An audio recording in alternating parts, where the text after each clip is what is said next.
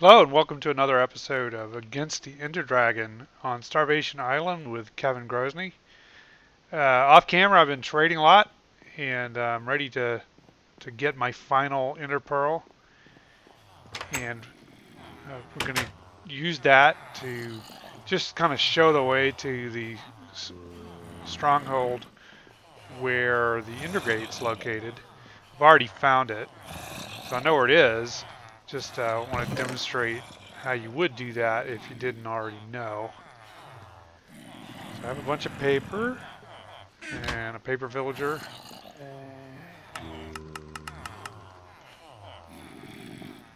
Get these guys real fast.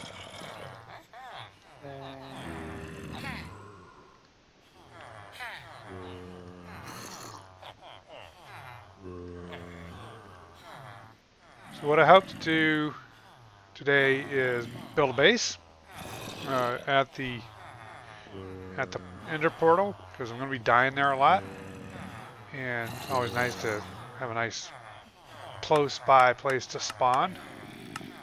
And you never know, could get lucky. Maybe I won't die. That would be something. So one more of these. Alright. Leave off the trading for later. Go here and get my final Eye of Ender. So I have 12 of them. I know there's one already sitting in the gate, but the extra is to just demonstrate how to get to the gate. So let's see, I'm going to need to repair my stuff.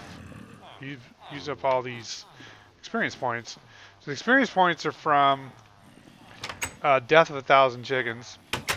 Before I started this video series, I had a moment of weakness where I said, oh, 1.8 is coming out and they're going to nerf the iron golem farm, so I better build up a bunch of iron.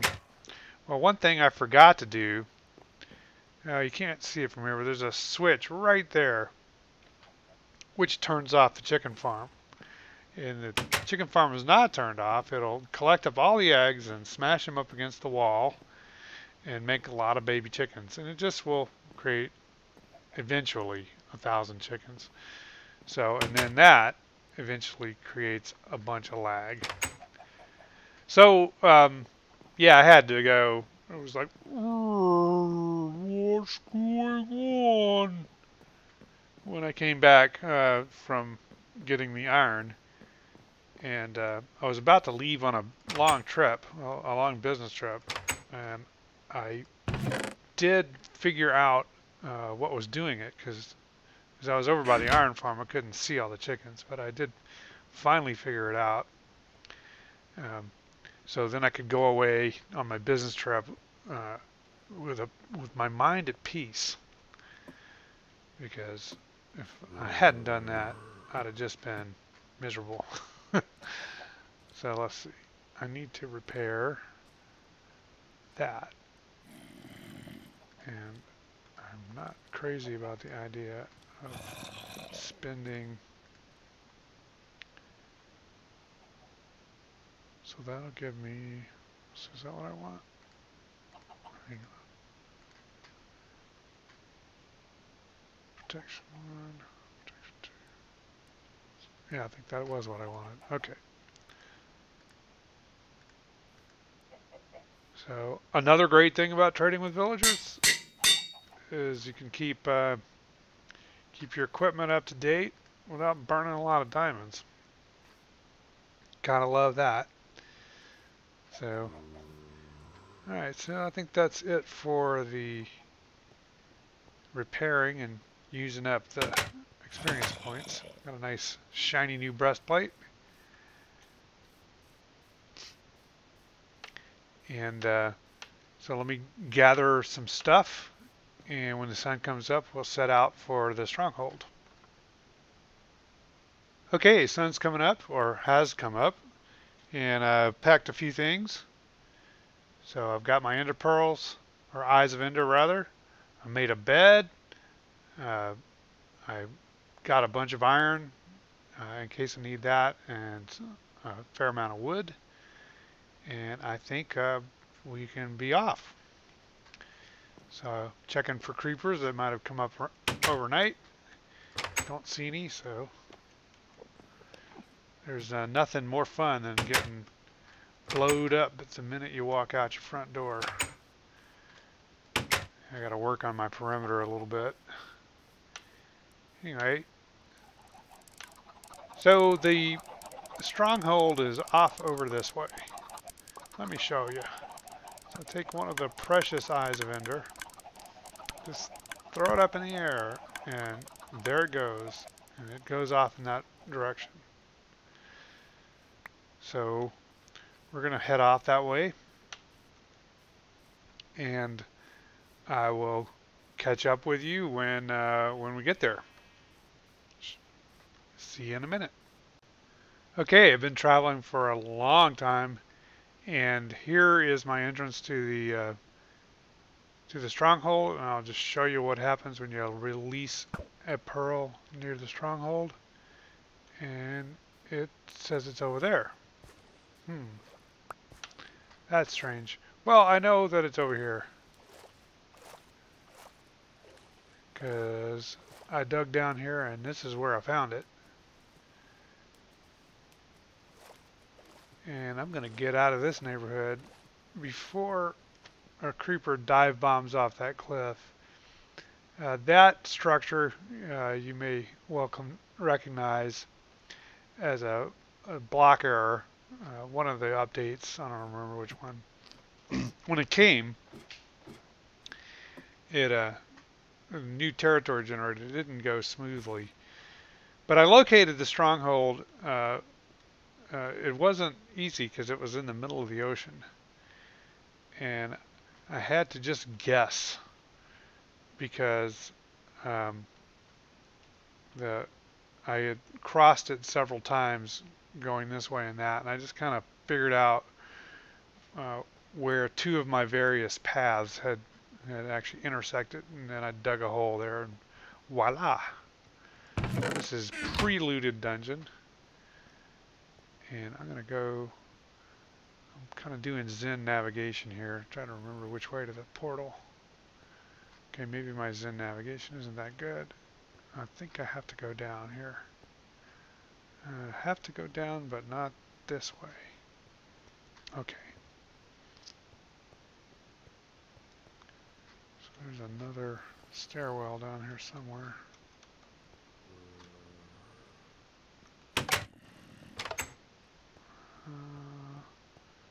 Oh, haven't been this way.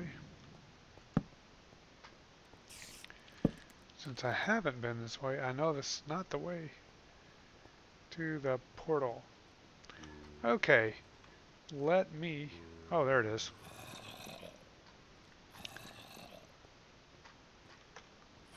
So down we go. Starting to look a little familiar here.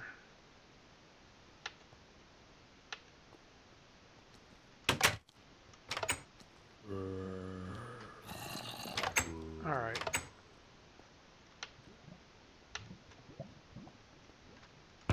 Obviously I've been this way because it's all lit up. All right, I'm gonna stop derping around. I'll find it and I'll report back. Okay, I actually walked right into the thing and didn't realize I was there. So I was going by Zen navigation and unerring the whole way. In other words, the Zen navigation worked. So I'm gonna go ahead and put these bad boys in just so that I don't fall in the lava. That lava always makes me very nervous. Oops. Glad I brought an extra.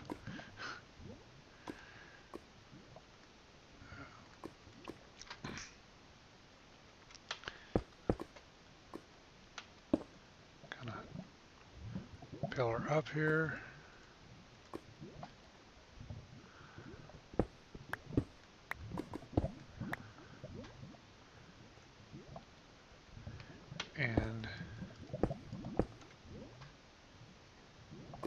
Bob's your uncle. Who knew sugarcane farming could have such results? So I'm going to put a little base here. You know, a bucket of water would be really useful about right now.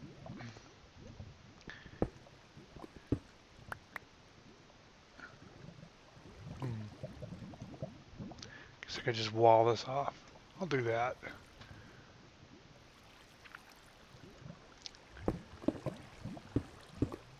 I'm going to wall this off and I will rejoin you in a minute here when I get this done.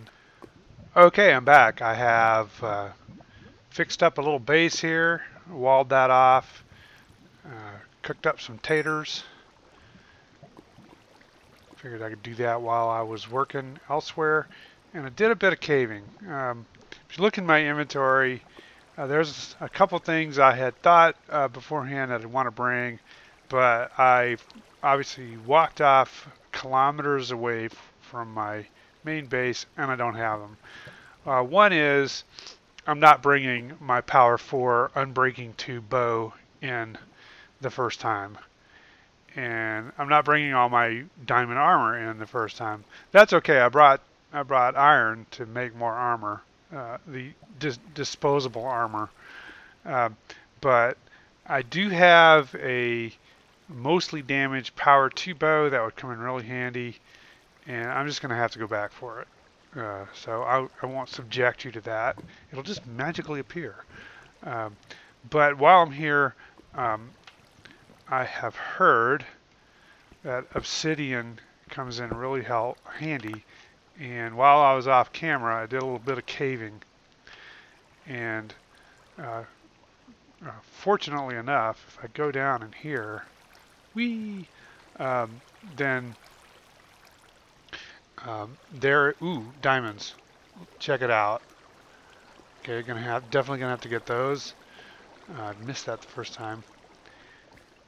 So I had to go up, and this waterfall is actually coming in from the ocean. And I went up and got a bucket of water from the ocean. That's a long way to go for a drink of water. So let me seal this off. Get my diamonds. I don't think I'm gonna actually pull those out right now because I have a loot. What is it? Not looting. Fortune. I have a fortune pick back at the base. And I don't think I'm ever going to get out of here. Okay. Fix that. Mucho fast. Oh, out of torches. So anyway, I'm going to get a bunch of obsidian. That's why I'm down here messing around. I'm going to get that water out of the way, although water's always a key element in obsidian mining. And I'll show you how I do it. Probably not a mystery to experienced players. There we go. Make that a little more habitable down here. So let's see what we got in Diamond Land. Oh, that's looking big. This far down, I think I'm probably like 15 or so level. It always pays to make sure that the space underneath or next to your diamond block is not lava. Because when you see that little diamond pop out and be instantly destroyed in a block of lava, you cry. I know I've wanted to cry a couple times. Actually, that's never happened to me, but it's been really close. Like the thing popped out and flew over the lava before jumping into my inventory. Okay, so that's not bad. I'm not going to complain. That's 4 diamonds, and with the looting, with the fortune pick, I should get probably 6 out of there if I'm lucky. All right, so here's how I do obsidian mining, and I brought an unbreaking diamond pickaxe with me. That'll really help. So you never know when you're going to break through into more lava. So I always stand in water. And that also saves the obsidian block. Makes it a lot less likely to drop into the lava. So just like that. Oh God, that was dumb. All right, I'm gonna have to go back and get more water. After all that swimming and derping around to get the water bucket, water everywhere, and nary a dropped a bucket. I kind of blocked myself off here, didn't I? Oh, that's my base. Okay, don't want to go that way. Let's go back this other way.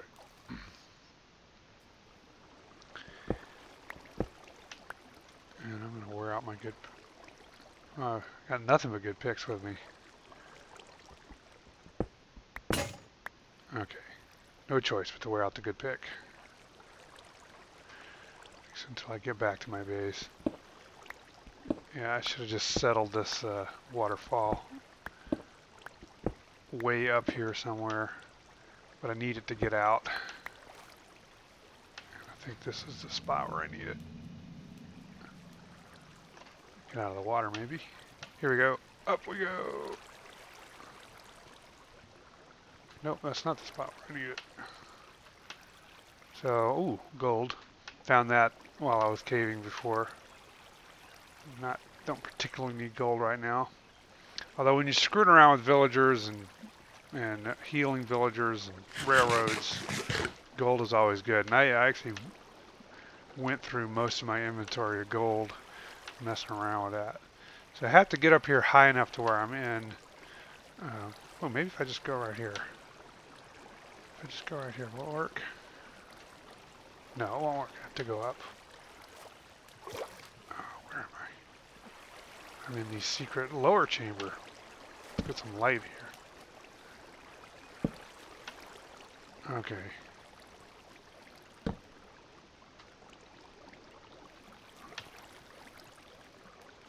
It's funny, when I did this off camera, I just went straight up, no problems, no issues, but of course it's going to be an ordeal. Alright, so there's a big hole in the bottom of the ocean, and I got to get up here and get my bucket full of water, and then fall back down and go the right direction. Okay, got it.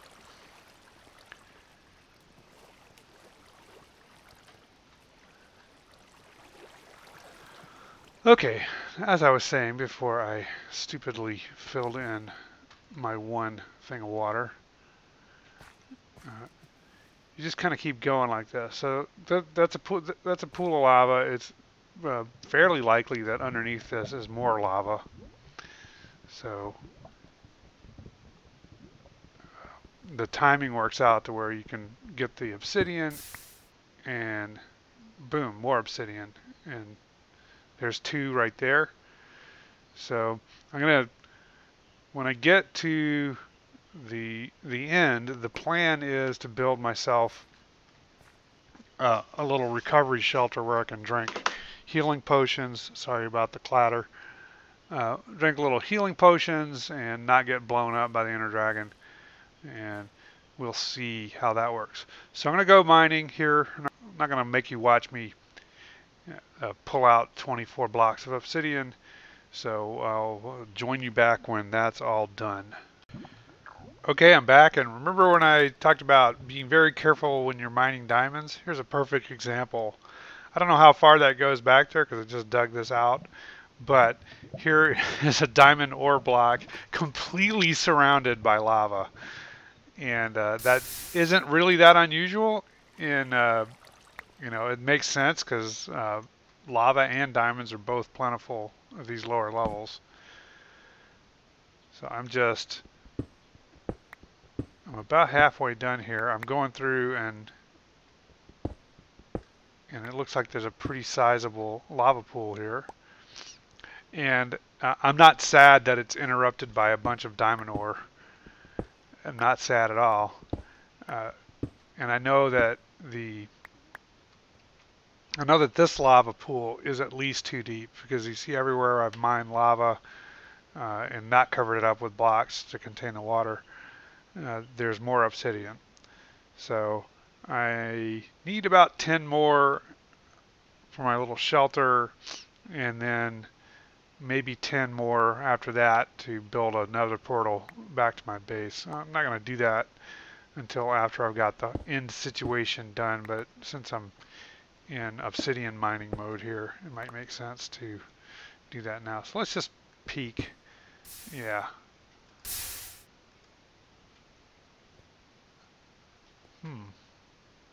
What happened there? I'm not quite sure.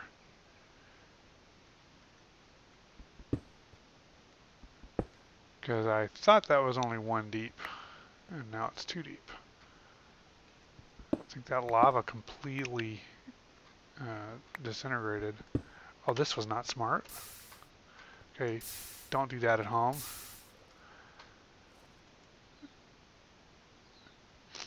Yeah. Remember before I talked about how great it was to stand in water while you're doing this? Well, the same applies. Let's try that again. Yeah. And definitely going to get some here. Yeah. That takes nerves of steel, because the water actually pushes you into the lava, but it solidifies the lava before it can do you any damage. So it looks like this little block of diamonds was sitting entirely on red hot lava. So that's just a lesson to the wise about diamond mining. Okay, I'm going to go, like I said before, I'm going to pull these diamonds out only when I have had a chance to go get my fortune pick. But I'm going to continue to mine out the rest of this and get the rest of my obsidian, and I will join you then.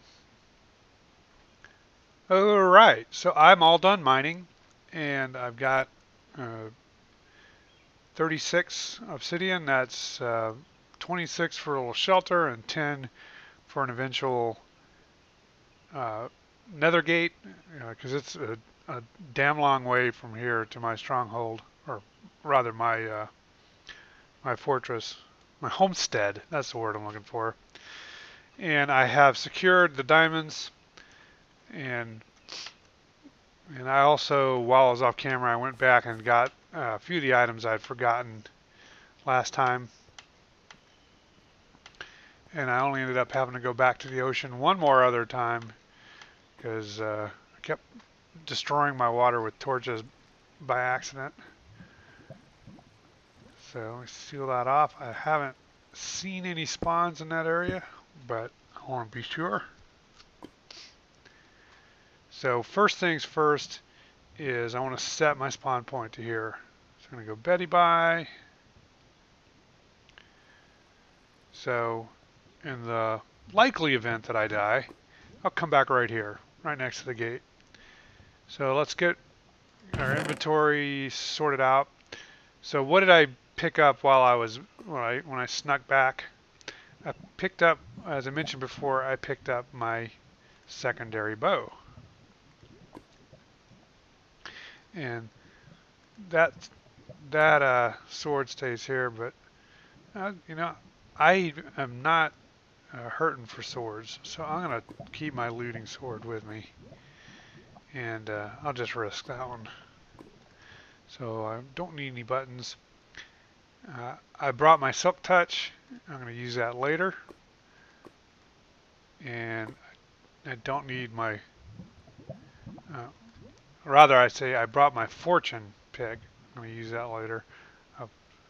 A silk touch, I'm going to leave that here. I have two other picks with me. I got all the arrows that I could find.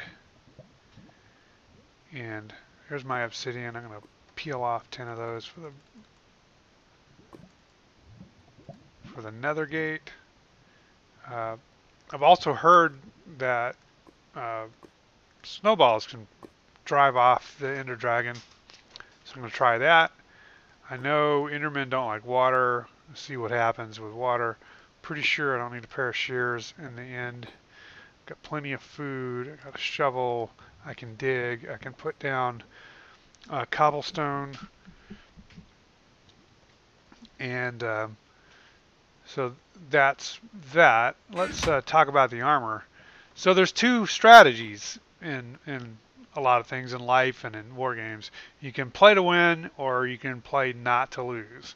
Usually I'm a play to win kind of guy. But thinking about it, I don't really know what I'm doing here.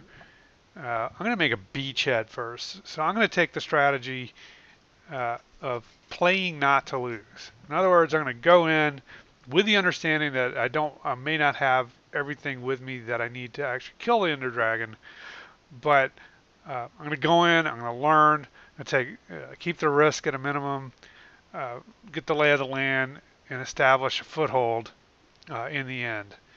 And then, once that's done, I can take the arrows and the bow and go start my assault, and maybe that'll be successful, if I go in minimally equipped, and maybe it won't, but next time I'll come back understanding what I'm facing, and then I can have all the heavy armor. So it's like a 1-2 punch. I'm going to come in like with a light paratrooper division first, and then roll in the heavy stuff once I have understanding of what's facing me.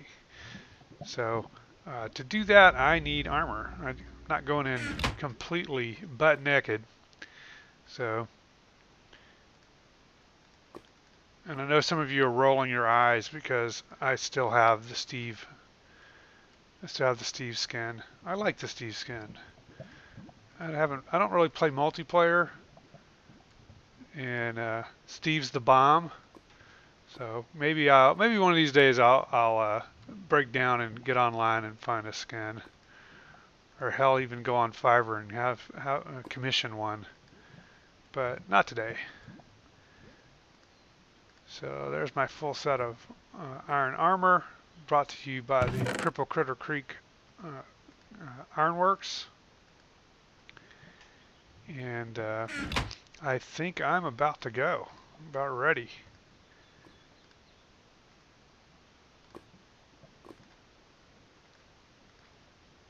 Final equipment check.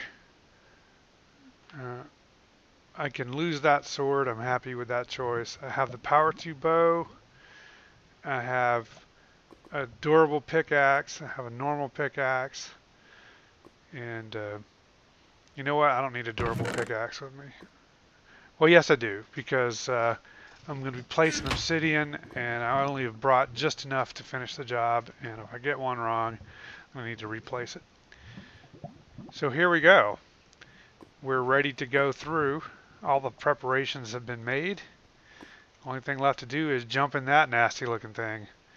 So I'm going to end this episode right here, and at the beginning of the next episode we'll go through. All right, this is Kevin Grosny on Starvation Island, and y'all have a good day.